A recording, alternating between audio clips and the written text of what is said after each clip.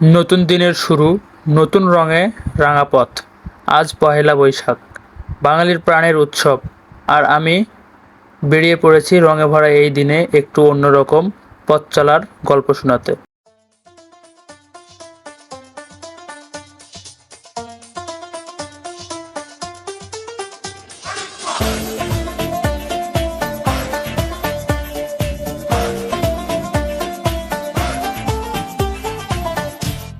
বাজে রে বাজে ঢোলার ঢাক, এলো রে পহেলা বৈশাখ।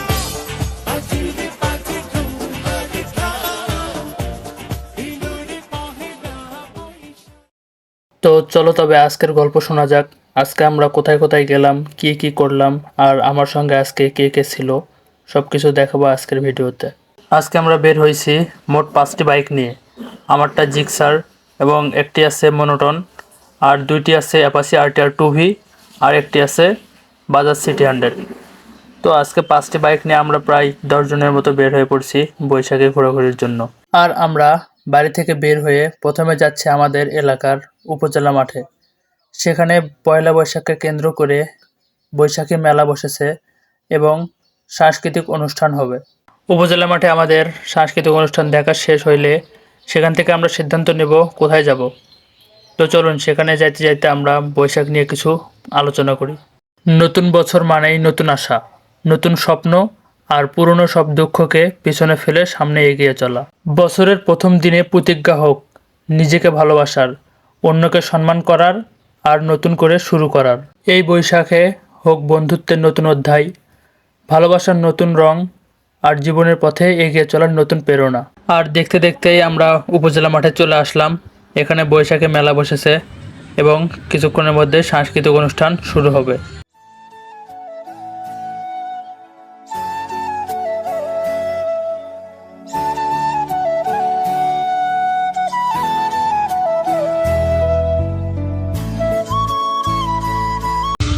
পহেলা বৈশাখ তুমি লইয়া। আমরা এখানে সাংস্কৃতিক অনুষ্ঠান দেখলাম এবং কতক্ষণ মেলাতে ঘোরাঘুরি করলাম। দেন আমরা এখানে সাংস্কৃতিক অনুষ্ঠান এবং মেলা দেখা শেষ করে সিদ্ধান্ত নেই আমরা যাব ঘোড়াঘাট ব্রিজে। তারপর আমরা সবাই ঘোড়াঘাট ব্রিজের উদ্দেশ্যে রওনা দেই।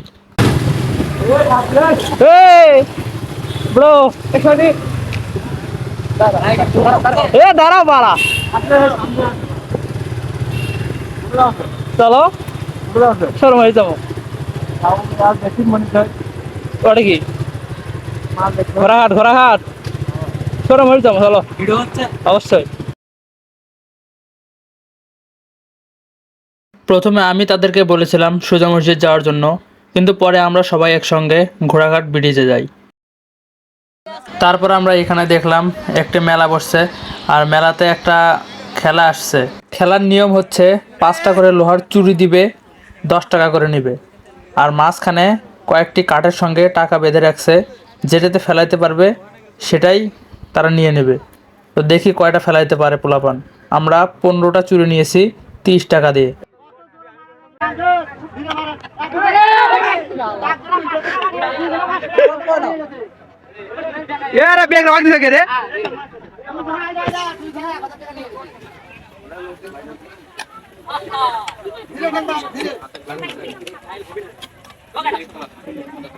কিন্তু আমাদের আজকের প্রজেক্টে এখানে 30 টাকা 30 টাকায় লস।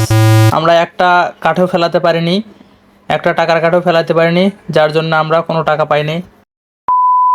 তো তারপর আমরা সেই মেলা থেকে চলে যাচ্ছি ঘোড়াঘাট ব্রিজের উদ্দেশ্যে। আর ঘোড়াঘাট ব্রিজে এক চাঞ্চল্যকর ঘটনা ঘটে আমাদের সঙ্গে।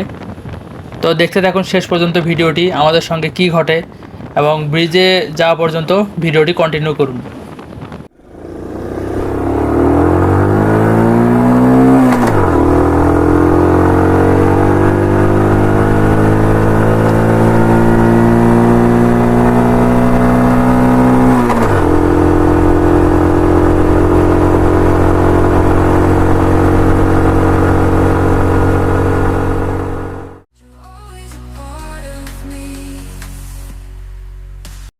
তো অবশেষে আমরা আসলাম ঘোড়াঘাট করতোয়া ব্রিজে। এটা হচ্ছে আমাদের সেই কাঙ্ক্ষিত করতোয়া ব্রিজ। আর আমরা ব্রিজের ওই পাশে পার হব এখন। ব্রিজটি ঘোড়াঘাট এবং গাইবান্ধার পলাশবাড়ির সংযোগস্থল।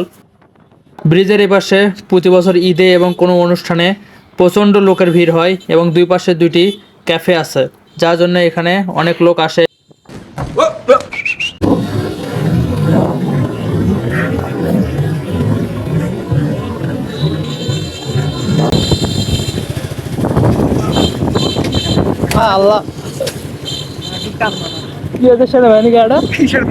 প্রথমত আমরা ভাবছিলাম যে সেনাবাহিনী এখানে আমাদের বাইক আটকাবে লাইসেন্সের জন্য অথবা হেলমেটের জন্য, কিন্তু না, পরে আমরা দেখি দুই পাশে যে ক্যাফেগুলো আছে এগুলোতে অবৈধ কার্যক্রম হয়, আর এগুলোর জন্য সেনাবাহিনী এখানে আসছিল এবং দুই একজনকে জব্দ করে এখান থেকে।